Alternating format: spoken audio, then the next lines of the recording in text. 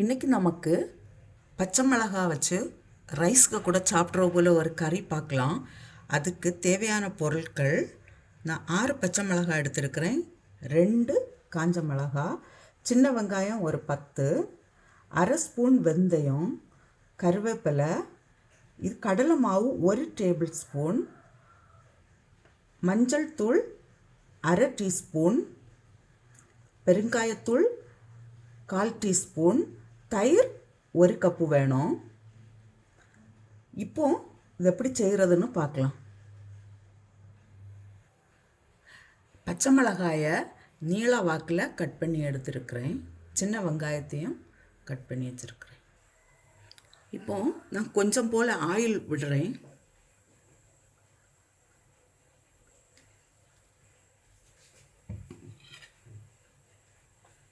முதல்ல பச்சை மிளகாயை ஃப்ரை பண்ணி எடுக்கலாம்.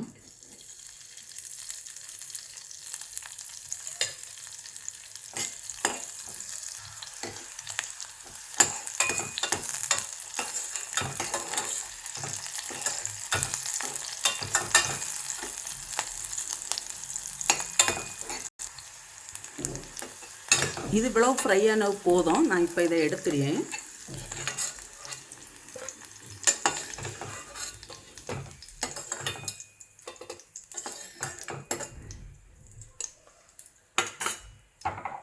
இதே ஆயிலில் கொஞ்சமாக கடுகு போடுறேன்.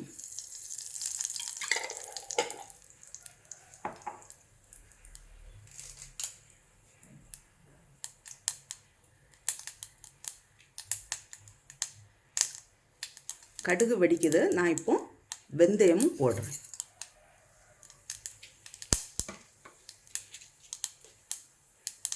காஞ்ச மிளகாய், கருவேப்பிலை,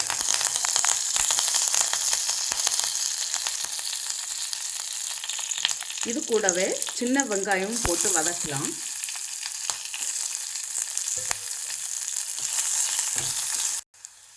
வெங்காயம் கொஞ்சம் ப்ரௌன் கலர் வர வரையிலும் வதக்கலாம். இப்போ ஏற்கனவே நம்ம வதக்கி வச்சிருந்த பச்சை மிளகாயும் போடுறேன்.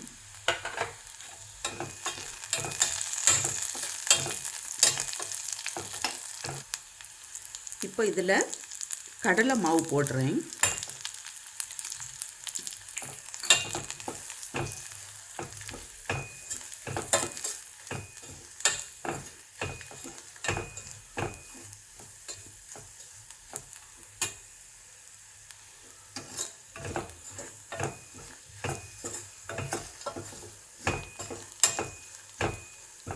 இது கொஞ்சம் ஃப்ரை ஆன உடனே கொஞ்சமாக தண்ணி விடலாம்.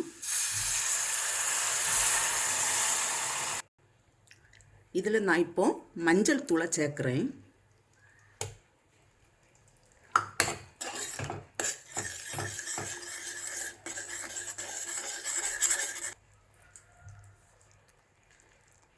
சால்ட்டும் சேர்க்குறேன்.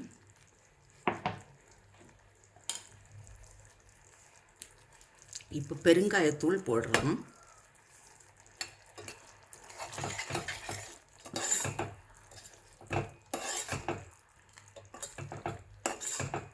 இப்போ இது கொஞ்சம் அந்த கறி கொஞ்சம் கெட்டியாக வந்த உடனே ஸ்டவ் ஆஃப் பண்ணலாம்.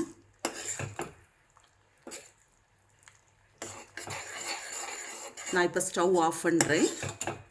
இது நீ ஆறட்டும். இப்போ இந்த தயிரில் நான் கொஞ்சம் தண்ணி விட்டு இதை மிக்ஸ் பண்ணி வச்சுருக்கிறேன். 1 கப்பு தயிருக்கு 1 கப்பு தண்ணி விட்டு மிக்ஸ் பண்ணியிருக்கேன். இதை இதில் சேர்ப்பேன்.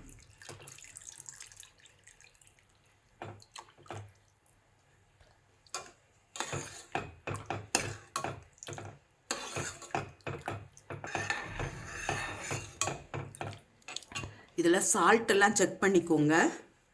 நான் இப்போ கொஞ்சமாக சால்ட் சேர்க்குறேன்.